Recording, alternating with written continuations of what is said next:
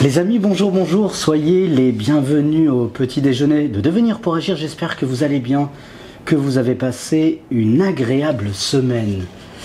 Aujourd'hui, j'ai l'honneur, le privilège et le plaisir de recevoir l'artiste culinaire et fondateur d'un nouveau mouvement contemporain, l'éphéternalisme. J'ai l'honneur de recevoir l'artiste Romain Maignan. Romain, bonjour, bonjour. Bonjour. Soyez le bienvenu merci au petit beaucoup. déjeuner Merci. de Devenir pour agir et merci de me recevoir et de m'accorder quelques de vos minutes. Un grand plaisir en tout cas.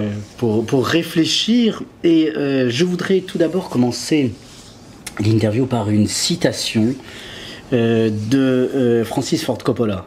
D'accord. Qui, pour se présenter, soulignait, je le cite, « Je suis un artiste qui vise à contrôler le temps ».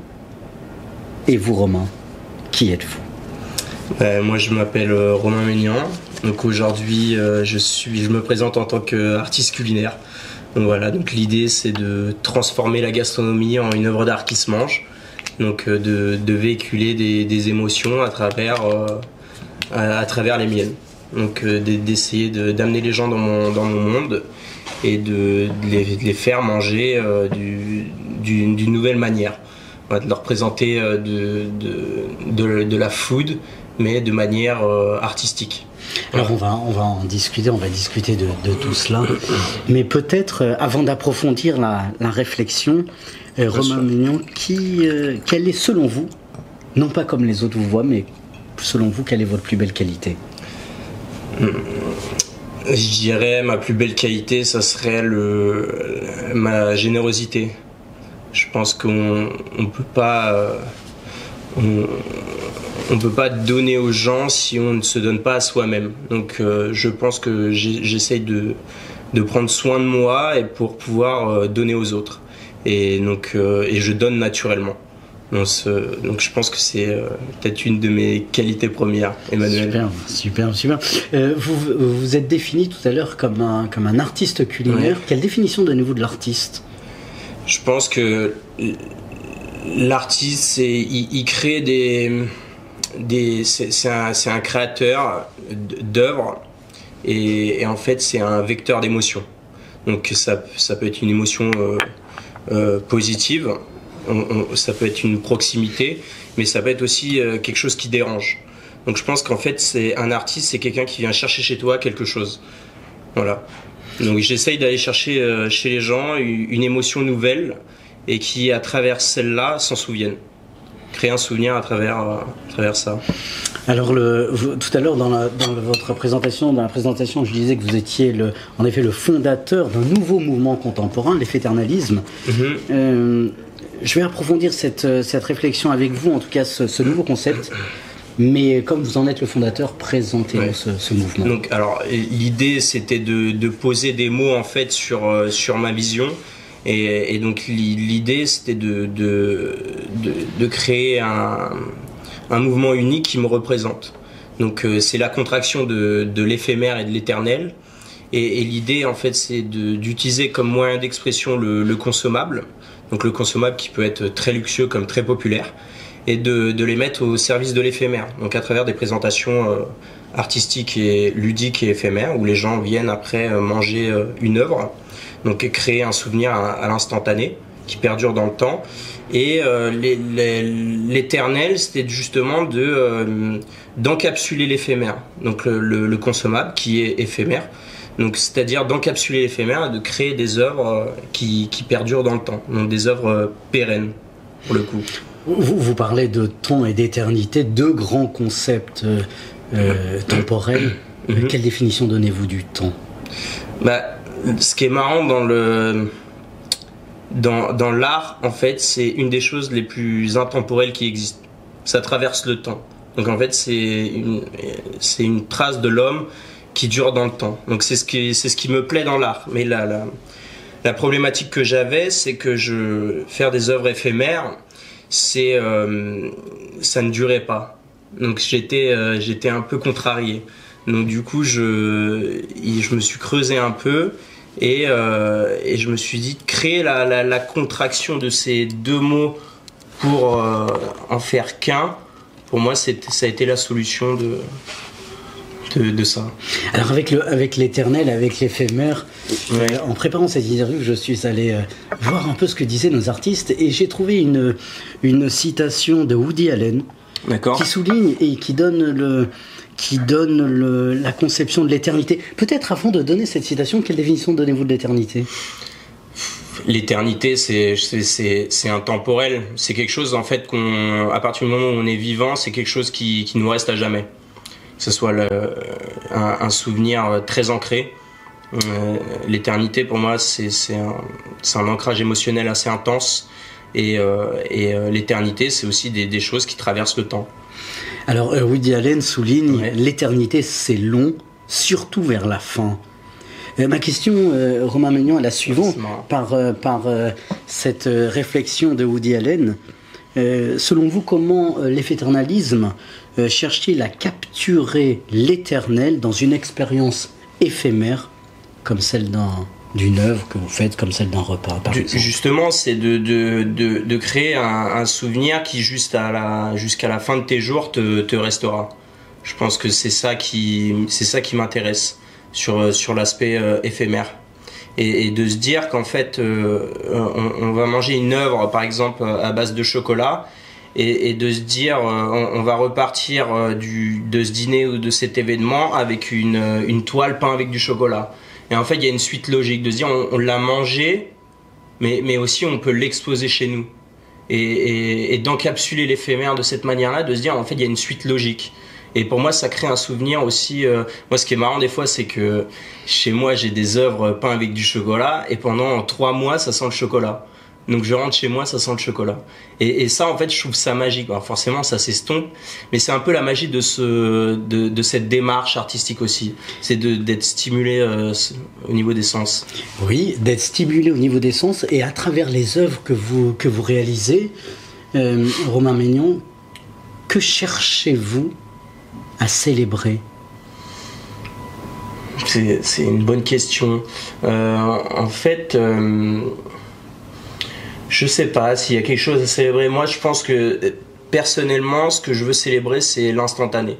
C'est-à-dire d'être dans l'instant présent. Ça va tellement vite maintenant qu'on a du mal à ne pas penser à demain et de ne pas penser à hier. Donc l'idée, c'est de célébrer un instant ancré émotionnellement et de se dire on est dans l'instant présent et de se rapprocher vers ce moment de flottement. C'est ça que j'ai envie de célébrer, en fait. Oui, vous célébrez cet instant présent, mais quelle définition donnez-vous de l'instant présent ? Le présent, c'est quoi ? L'instant, c'est quoi pour vous ? L'instant présent, c'est justement d'être dans un moment sincère de partage avec, par exemple, le restaurant. Quand vous allez manger au restaurant avec quelqu'un que vous aimez, vous ne voyez pas le temps passer. Et ben de ne pas voir le temps passer, c'est d'être dans l'instant présent, de se rapprocher justement vers cet état-là. Je pense que c'est ça l'instant présent. Oui, d'accord. Et dans cet instant présent, vous liez à la fois vos talents, voilà, vous liez votre esprit, vous liez votre intelligence. Dans ces créations, Romain Maignan, quelle est la place dans vos créations artistiques, dans vos créations culinaires, quelle est la place de la métaphysique, c'est-à-dire de l'au-delà, parce qu'il y a quand même une certaine, je dirais, un aspect spirituel dans vos œuvres.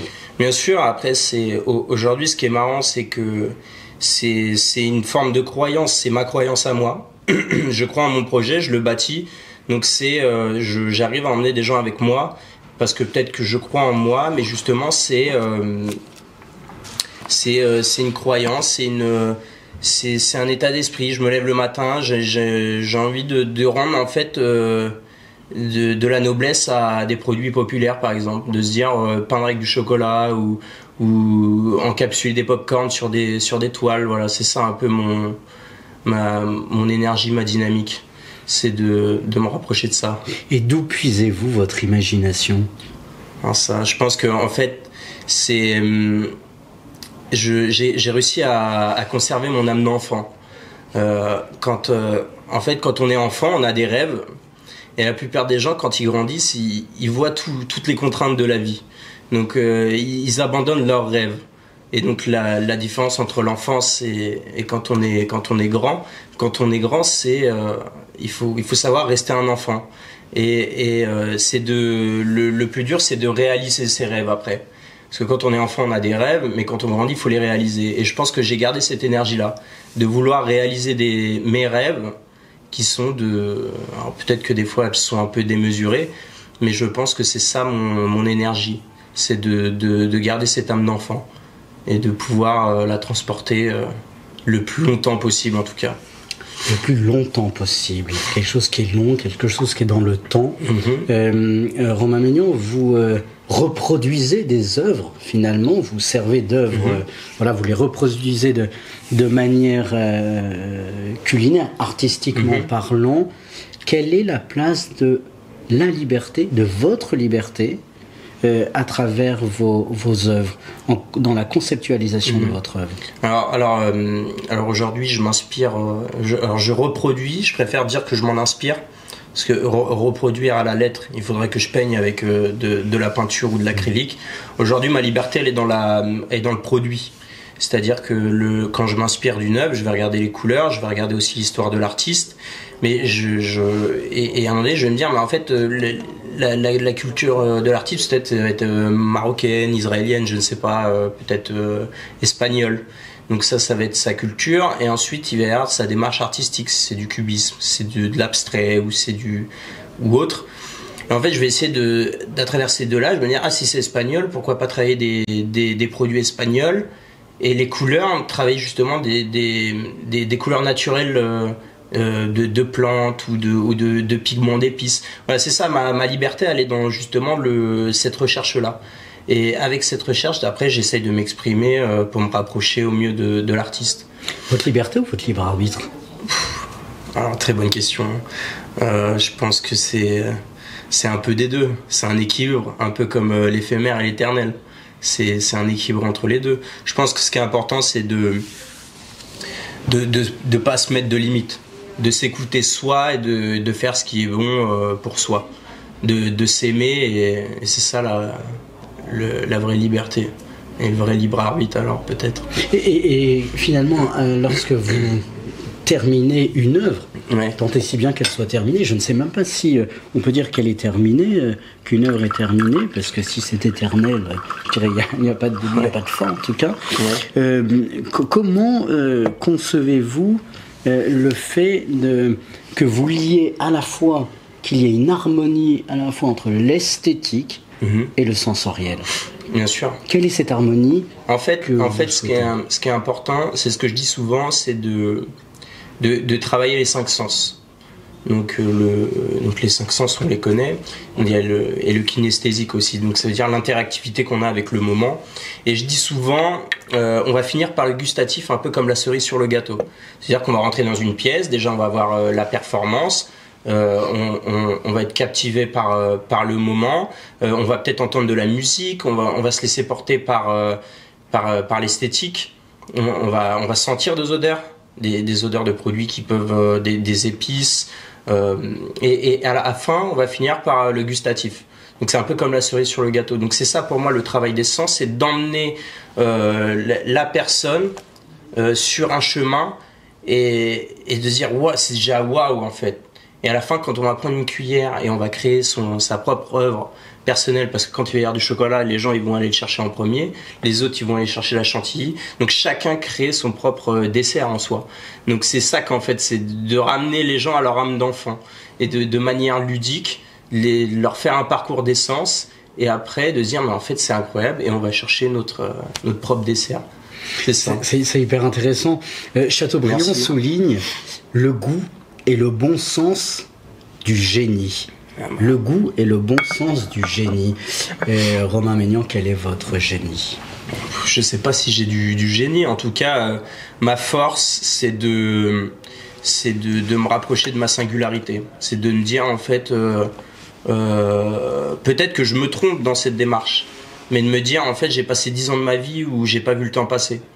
Donc, je dirais pas le génie, mais en fait, plus on se rapproche de l'énergie qui nous permet de ne pas voir le temps passer, je pense que ça, c'est ce qu'il y a de mieux. Mais c'est pas du génie, je pense qu'il faut se trouver. Et à partir du moment où on se trouve, où on fait les bonnes rencontres, c'est là qu'on peut qu'on peut en faire ressortir quelque chose. La marmite et le bout après, quoi. Je trouve intéressant ce que vous dites, mais vous balancez entre à la fois le présent, l'instant, l'éternité qui n'a ni début ni fin, en tout cas on ne connaît pas la fin. Peut-être une question assez intime, je pense, philosophiquement parlant, Romain Maignan. Finalement, à travers vos œuvres, ne fuyez-vous pas la réalité? En fait, ce qui est drôle, c'est que moi je suis dans ma bulle en fait. Des fois on me pose la question, les politiques, les trucs. Moi en fait, je suis chez moi, je peins avec du chocolat, y a de la food partout, y a des pop-corns sur les murs. Qu'est-ce que je peux dire? Voilà, la dernière fois j'ai mis de l'épice sur une toile, je venais peindre avec du curcuma. Donc en fait, je sais pas si je fuis la réalité, mais en tout cas elle est loin. Mais est-ce que vous ne fuyez pas finalement cet instant, à travers votre art, de cet ultime moment qui est la mort? En fait, ce qui est marrant, c'est que je vois pas le temps passer, donc oui, forcément, je vais me rapprocher le plus vite de la mort que les autres, en tout cas. Oui, mais est-ce que finalement, parce que là, vous faites revivre des œuvres d'une manière culinaire, est-ce que finalement, refaire vivre des œuvres, c'est, je dirais, les réactualiser? Et d'un autre côté, nous sommes tous des êtres mortels. Est-ce que vous ne réactualisez pas votre vie en faisant ce que vous faites aujourd'hui? Ouais, peut-être. Peut-être que je rends hommage aussi à certains artistes qui, pour moi, me stimulent. Donc je leur rends hommage à ma manière. Hein. Je dis pas que je suis un expert et tout. J'aimerais que s'ils voient ça, peut-être ils me disent félicitations. Peut-être que je pense qu'il y en a d'autres qui seraient dérangés. Ils disent mais c'est qui ce gars qui se permet de réinterpréter nos œuvres? En tout cas, il y a un truc très égoïste qui me dit je fais ce qui me plaît, mais il y a aussi un autre truc qui rend hommage et qui essaye de transmettre quelque chose à travers ces gens qui ont écrit l'histoire de l'art, qui ont écrit l'histoire de la food aussi. J'essaye d'être le plus juste possible, d'être dans ma justesse. Dans votre justesse. Je sais pas si je réponds bien aux questions. C'est formidable, ne vous inquiétez pas, c'est formidable. Je ne peux pas ne pas poser cette question en tant qu'artiste que vous êtes, Romain Maignan. Qu'est-ce que le beau pour vous? Alors, vu que j'ai un parcours de cuisinier, je dirais que le beau c'est le bon. Et une fois qu'on a les deux, on a tout réussi. Après le beau c'est, je vais le dire vulgairement, hein, mais moi c'est ce que je trouve joli à l'œil. Pour moi, genre il y a des couleurs qui m'attirent. Il y a un artiste qui était très bon, qui me stimule énormément, qui a fait sa carrière autour du bleu. C'était Yves Klein. Il a créé le bleu Klein. Et en fait, c'est un bleu qui est hypnotique pour moi, comme le feu, ça calme. Et pour moi, ça c'est la beauté en fait. Et le bon? Et le bon, c'est ce qui à partir du moment qu'il y a je parlais de justesse juste avant, à partir du moment qu'il y a l'assaisonnement juste, c'est là que c'est bon. Moi je pars du principe qu'on peut tout marier ensemble, c'est juste une question d'équilibre en fait. Oui. Donc voilà. Romain Maignan, vous êtes fondateur de l'efféternalisme. Ouais. Quelles sont les valeurs éthiques de l'efféternalisme? L'idée en fait c'est de travailler des produits, n'importe quel produit, pas de se rapprocher des produits de luxe, mais d'essayer justement de m'exprimer avec des produits populaires et de leur donner des lettres de noblesse et de pouvoir les exposer par la suite. Travailler du chocolat, peindre avec du chocolat, travailler avec des épices comme le curcuma, d'optimiser en fait le consommable et d'essayer de le rendre comme il doit être. En fait, ça va tellement vite maintenant, on est tellement en surconsommation. Donc je me dis en fait, au lieu de vouloir jeter par exemple, alors forcément je vais pas pouvoir faire une toile avec un restant de spaghettis, mais je veux dire des fois il nous reste un fond de popcorn quand on va au cinéma, pourquoi pas en fait trouver un procédé artistique qui permet en fait de le faire perdurer quoi. Donc voilà, pour moi c'est de travailler des produits en fait simples, parce que je viens d'un milieu simple, et d'essayer de les rendre beaux, les rendre jolis, quoi, comme on dit vulgairement. Et finalement, est-ce que, à travers vos œuvres, en vous écoutant, je me pose la question, est-ce que vous ne luttez pas contre le gaspillage pour faire revivre, en faisant revivre finalement? Bien sûr, en fait, Ce que j'essaye de faire, c'est d'essayer de trouver l'idée, avec ma créativité la chose qui va me permettre d'utiliser le produit. Par exemple, des fois, ça va être du blanc d'œuf. Je veux dire, qu'est-ce que je peux faire avec ça? Je fais une crème anglaise. Qu'est-ce que je vais faire avec du blanc d'œuf? Mais ma limite ne s'arrête pas à la cuisine. Blanc d'œuf, on pourrait faire une meringue. Mais je me dis, mais pourquoi pas le mélanger avec du curcuma, de le faire sécher et de peindre avec, en fait. D'essayer de trouver des procédés parallèles pour pouvoir justement créer un lien entre ces deux univers. Entre l'éphémère qui est le blanc d'œuf, qui va pourrir, et d'essayer de le rendre éternel. Est-ce que finalement le fait de vous inspirer d'œuvres et de les reproduire, même si vous n'aimez pas ce mot-là, de manière culinaire, n'est-ce pas d'une certaine manière un luxe? Bien sûr, après pour moi la définition du luxe c'est très personnel. Il y en a qui vont me dire c'est d'aller sur un bateau et de passer des vacances dans le sud et tout. Pour moi le luxe c'est de pouvoir m'exprimer sur des toiles. Me dire si un jour j'arrive à être chez moi au quotidien et de peindre avec du chocolat et de trouver en fait, de créer des œuvres artistiques, évidemment que c'est un luxe. Parce que je sais que tout le monde ne peut pas en arriver là, quoi. Mais je me donne les moyens justement pour pouvoir me payer ce luxe-là. Ouais. C'est un véritable luxe. Il y a eu un reportage sur vous sur M6 et en regardant un peu ce reportage, je me suis dit, mais voilà, on vous voit en train de travailler votre œuvre et puis après de la déguster, de la savourer. Que veut dire déguster? Déguster, c'est de prendre le temps de manger. On mange pour justement pouvoir vivre, et déguster c'est justement on prend le temps de manger et de savourer. C'est un peu déguster, c'est un peu la cerise sur le gâteau, quoi. Manger, c'est on mange le gâteau. Moi je le dis de manière plutôt drôle, mais voilà, c'est un peu ma définition. En réfléchissant sur cette interview, je suis allé voir ce que disait notre ami Bria Savarin, Antenne Bria Savarin, qui souligne, je le cite, « Dis-moi ce que tu manges et je te dirai qui tu es ». Bien sûr. Comment répondez-vous à Bria Savarin? Écoute, si vous pouvez lui dire, je suis entièrement d'accord avec lui, mais il a raison, parce que je pense que si on prend soin de son corps, on prend soin de sa tête, et on dégage ce qu'on est. Je pense que il y en a qui vivent, qui mangent mal, mais c'est aussi une maladie. Je crois en ça, ouais. Mais vous en fait, vous faites des grandes œuvres, vous inspirez de grandes œuvres.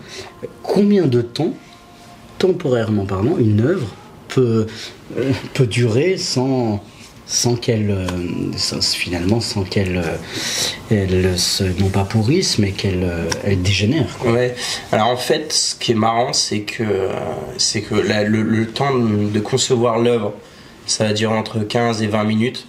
Le temps aussi de la taille, tout dépend de la taille.